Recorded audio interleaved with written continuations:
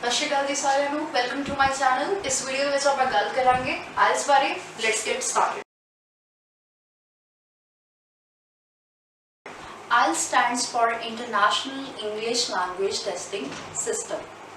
So basically ਇਹ test ਦਾ purpose ਕੀ ਆ, ਜਿਵੇਂ ਕਿ ਤੁਸੀਂ ਬੋਰਡ ਤੇ 3 ਪੁਆਇੰਟਸ ਦੇਖ ਸਕਦੇ ਹੋ। ਸੋ ਆਪਾਂ ਪਹਿਲੇ ਪੁਆਇੰਟ ਨਾਲ ਸ਼ੁਰੂ ਕਰਦੇ ਹਾਂ।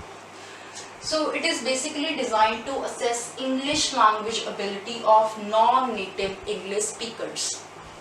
So here is non-native।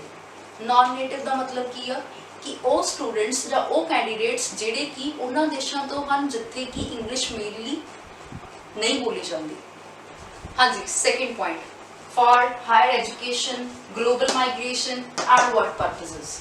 ਜਿਵੇਂ ਕਿ ਮੈਂ ਤੁਹਾਨੂੰ ਪਹਿਲਾਂ ਦੱਸ ਚੁੱਕੀ ਹਾਂ ਕਿ ਆਇਲਸ ਦਾ ਐਗਜ਼ਾਮ ਐਕਚੁਅਲ ਦੇ ਵਿੱਚ ਉਹ ਸਟੂਡੈਂਟਸ ਦਿੰਦੇ ਆ ਜਿਨ੍ਹਾਂ ਨੇ ਬਾਹਰ ਪੜ੍ਹਾਈ ਲਈ ਜਾਣਾ ਐਂਡ ਜੋ ਕੈਂਡੀਡੇਟਸ ਬਾਹਰ ਜਾ ਕੇ ਸੈਟਲ ਹੋਣਾ ਚਾਹੁੰਦੇ ਆ, ਜਿਵੇਂ ਕਿ PR ਬੇਸਿਸ ਜਾਂ ਫਿਰ ਵਰਕ ਪਰਮਿਟ, ਤਾਂ ਉਹਨਾਂ ਨੂੰ ਵੀ ਪ੍ਰਾਇਰ ਇੰਗਲਿਸ਼ ਦੀ ਲੈਂਗੁਏਜ ਦਾ ਥੋੜ੍ਹਾ ਬਹੁਤ ਨੌਲੇਜ ਹੋਣੀ ਜ਼ਰੂਰੀ ਹੈ।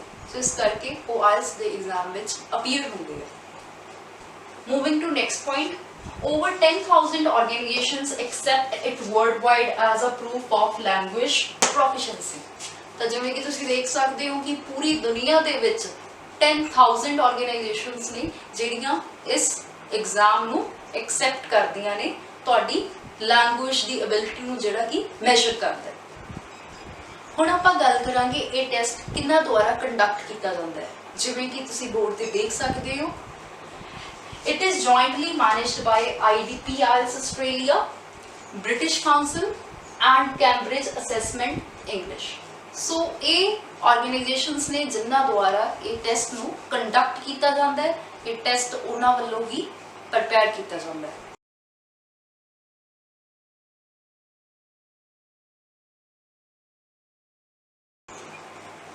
ਮੈਂ ਦੇਖਿਆ ਕਿ ਕੁਝ ਵਿਦਿਆਰਥੀਆਂ ਨੂੰ ਕਨਫਿਊਜ਼ਨ ਹੁੰਦੀ ਆ ਕਿ ਪੇਪਰ IDP ਦਾ ਦਈਏ ਜਾਂ ਫਿਰ BC ਦਾ।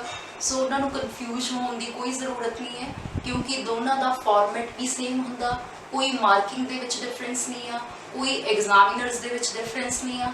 ਐਕਚੁਅਲ ਦੇ ਵਿੱਚ ਦੋਨੋਂ ਹੀ ਪਾਰਟ ਓਨਰਸ ਨੇ ਆਇਲਸ ਦਾ, ਤੇ ਇਹ ਇਕੱਠੇ ਕੰਮ ਕਰਦੇ ਨੇ ਮਿਲ ਕੇ ਕੈਂਬਰਿਜ ਇੰਗਲਿਸ਼ ਲੈਂਗੁਏਜ ਅਸੈਸਮੈਂਟ ਦੇ ਨਾਲ, ਜਿਹੜੀ ਕਿ ਤੁਹਾਡਾ ਪੇਪਰ ਵੀ ਤਿਆਰ ਕਰਦੀ ਹੈ। ਐਕਚੁਅਲ ਦੇ ਵਿੱਚ ਜੋ BC ਤੇ IDP ਨੇ ਇਹ ਤੁਹਾਡਾ ਪੇਪਰ ਕੰਡਕਟ ਕਰਦੇ ਆ। ਜਿਵੇਂ ਕਿ ਮੈਂ ਪੰਜਾਬ 'ਚ ਗੱਲ ਕਰਾਂ ਕਿ IDP ਆਇਲਸ ਦੇ ਸੈਂਟਰ ਜ਼ਿਆਦਾ ਹਨ, ਇਸ ਕਰਕੇ IDP ਨੂੰ ਸਟੂਡੈਂਟਸ ਜ਼ਿਆਦਾ ਪ੍ਰੈਫਰੈਂਸ ਦਿੰਦੇ ਹਨ, ਤੇ BC ਦੇ ਸੈਂਟਰਸ ਲਿਮਟਿਡ ਹਨ। ਬਟ ਰੀਸੈਂਟਲੀ ਹੋਰ ਜਗ੍ਹਾ ਤੇ ਕੁਝ ਨਵੇਂ ਸੈਂਟਰਸ ਵੀ ਬਣੇ ਹਨ, ਤੇ ਹੁਣ BC ਵੀ ਮਤਲਬ ਜਲਦੀ ਹੀ ਸੀਟਸ ਇਹਦੇ ਵਿੱਚ ਅਵੇਲੇਬਲ ਹੋ ਜਾਂਦੀਆਂ ਨੇ। ਆਇਲਸ ਦਾ ਟੈਸਟ 2 ਵੇਜ਼ ਦੇ ਵਿੱਚ ਕੰਡਕਟ ਕੀਤਾ ਜਾਂਦਾ ਹੈ। First is academic, next is general training। ਜਿਵੇਂ ਕਿ ਤੁਸੀਂ ਨਾਮ ਤੋਂ ਹੀ ਸਮਝ ਸਕਦੇ ਹੋ, AC is for study purposes and GT is for work visa and PR। Like ਹੁਣ ਇਹਨਾਂ ਦੇ ਵਿੱਚ ਕੋਈ ਇੰਨਾ ਡਿਫਰੈਂਸ ਨਹੀਂ ਆ, ਜਸਟ 2 ਮੋਡਿਊਲਸ ਦਾ ਡਿਫਰੈਂਸ ਆ। ਐਜ਼ ਸੱਚ ਜੋ ਫਾਰਮੈਟ ਆ ਸੇਮ ਹੀ ਹੁੰਦਾ ਹੈ।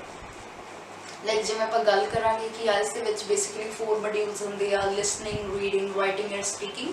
ਡਿਟੇਲ ਦੇ ਵਿੱਚ ਮੈਂ ਅੱਗੇ ਗੱਲ ਕਰਾਂਗੀ, ਬਟ ਇੱਥੇ ਜਸਟ ਮੈਂ ਤੁਹਾਨੂੰ ਇਹ ਕਲੀਅਰ ਕਰਨਾ ਚਾਹੁੰਦੀ ਹਾਂ ਕਿ AC ਤੇ GT ਦੇ ਵਿੱਚ ਜੋ ਮੇਨ ਡਿਫਰੈਂਸ ਹੁੰਦਾ ਉਹ ਹੁੰਦਾ ਰਾਈਟਿੰਗ ਐਂਡ ਰੀਡਿੰਗ। ਰਾਈਟਿੰਗ ਦੇ ਵਿੱਚ ਜਿਵੇਂ ਟਾਸਕ 1 ਦੇ ਵਿੱਚ GT ਸਟੂਡੈਂਟਸ ਨੂੰ ਲੈਟਰ ਹੁੰਦਾ ਹੈ ਐਂਡ ਐਕੈਡੈਮਿਕ ਸਟੂਡੈਂਟਸ ਨੂੰ ਉਹਦੀ ਜਗ੍ਹਾ ਤੇ ਗ੍ਰਾਫ ਰਾਈਟਿੰਗ ਹੁੰਦੀ ਹੈ। ਐਂਡ ਰੀਡਿੰਗ ਦੇ ਵਿੱਚ ਜੋ ਪੈਸੇਜ ਹੁੰਦੇ ਆ ਐਕੈਡੈਮਿਕ ਸਟੂਡੈਂਟਸ ਦੇ ਲੈਂਦੀ ਹੁੰਦੇ ਆ as compared to the GT candidates। ਤੇ GT candidates ਦੇ ਪੈਸੇਜ ਜਨਰਲ ਲਾਈਫ ਨਾਲ ਰਿਲੇਟ ਕਰਦੇ ਆ, ਜਨਰਲ ਸਿਚੁਏਸ਼ਨਸ ਨਾਲ ਰਿਲੇਟ ਕਰਦੇ ਆ, ਐਡਵਰਟੀਜ਼ਮੈਂਟਸ ਹੁੰਦੀਆਂ ਨੇ, ਤਾਂ ਕੰਪੈਰੇਟਿਵਲੀ ਰੀਡਿੰਗ ਕੁੱਲ ਮਿਲਾ ਕੇ ਉਹਨਾਂ ਦੀ ਸੌਖੀ ਹੁੰਦੀ ਹੈ। ਨੈਕਸਟ ਆਇਲਸ ਦਾ ਜੋ ਰਿਜ਼ਲਟ ਹੈ ਉਹ ਤੁਹਾਡਾ 13 ਦਿਨਾਂ ਬਾਅਦ ਤੁਹਾਨੂੰ ਮਿਲ ਜਾਂਦਾ ਹੈ, ਤੁਹਾਡੀ ਐਗਜ਼ਾਮ ਡੇਟ ਤੋਂ ਬਾਅਦ, ਜੋ ਕਿ ਤੁਸੀਂ IDP ਜਾਂ BC ਦੀ ਸਾਈਟ 'ਤੇ ਜਾ ਕੇ ਚੈੱਕ ਕਰ ਸਕਦੇ ਹੋ, ਜਿਹਦੀ ਵੀ ਤੁਸੀਂ ਆਰਗੇਨਾਈਜੇਸ਼ਨ ਦੇ ਅੰਡਰ ਪੇਪਰ ਦਿੱਤਾ ਹੈ, ਜਾਂ ਫਿਰ ਤੁਸੀਂ ਆਪਣੇ ਰਜਿਸਟਰਡ ਨੰਬਰ 'ਤੇ ਵੀ ਆਪਣੇ ਰਿਜ਼ਲਟ ਨੂੰ ਰਿਸੀਵ ਕਰ ਸਕਦੇ ਹੋ। ਨੈਕਸਟ ਆਪਾਂ ਗੱਲ ਕਰਾਂਗੇ TRF ਦੀ। TRF stands for test report form. Actual ਦੇ ਵਿੱਚ ਇੱਕ ਸਰਟੀਫਿਕੇਟ ਹੁੰਦਾ ਜੋ ਕਿ ਤੁਹਾਨੂੰ ਤੁਹਾਡੇ ਐਗਜ਼ਾਮ ਦੇਣ ਤੋਂ 25-27 ਦਿਨਾਂ ਬਾਅਦ ਤੁਹਾਨੂੰ ਮਿਲ ਜਾਂਦਾ ਹੈ, ਤੇ ਜਿਸ ਨੂੰ ਤੁਸੀਂ ਯੂਜ਼ ਕਰਕੇ ਕਿਸੇ ਵੀ ਫੋਰਨ ਯੂਨੀਵਰਸਿਟੀ ਜਾਂ ਕਾਲਜ ਕੈਂਪਸ ਨੂੰ ਜੁਆਇਨ ਕਰ ਸਕਦੇ ਹੋ, ਜਾਂ ਫਿਰ ਤੁਸੀਂ PR ਬੇਸਿਸ ਲਈ ਵੀ ਇਸ ਨੂੰ ਯੂਜ਼ ਕਰ ਸਕਦੇ ਹੋ। जो ये TRF हुंदा वो एक्चुअल दे विच 2 साल ਲਈ वैलिड हुंदा। 2 साल ਦੇ ਲਈ ਤੁਸੀਂ ਇਸ TRF ਨੂੰ ਕਿਸੇ भी पर्पज़ ਲਈ यूज़ कर सकते हो, जो कि मैं तुहानूं पहलां दस चुकी हाँ। उस तो बाद इसकी वैलिडिटी खत्म हो जाती है। नैक्सट आयल्स का जो टेस्ट ऑफ कंडक्ट किवें हुंदा, जां आपां कहीए आयल्स दे टेस्ट का फॉर्मेट की आ। सो इहदे विच बेसिकली 4 मॉड्यूल्स हुंदे आ।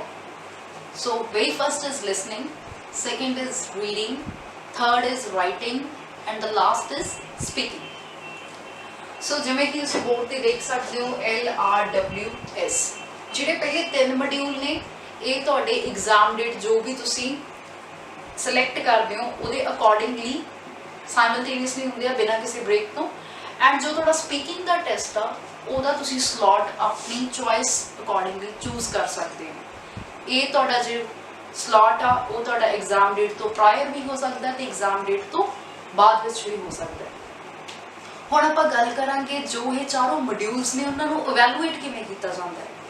सो बेसिकली जो आयल्स दे विच इवैल्यूएशन क्राइटेरिया वो बैंड स्कोर के बिहाफ पे है। सो जो बैंड स्केल आ वो 0 to 9 वेरी करता है।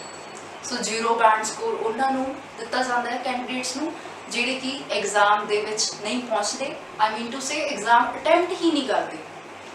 एंड जो 9 हाईएस्ट बैंड स्कोर आ that is for those students who are expert in English language.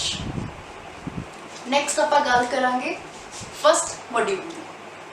First module is listening.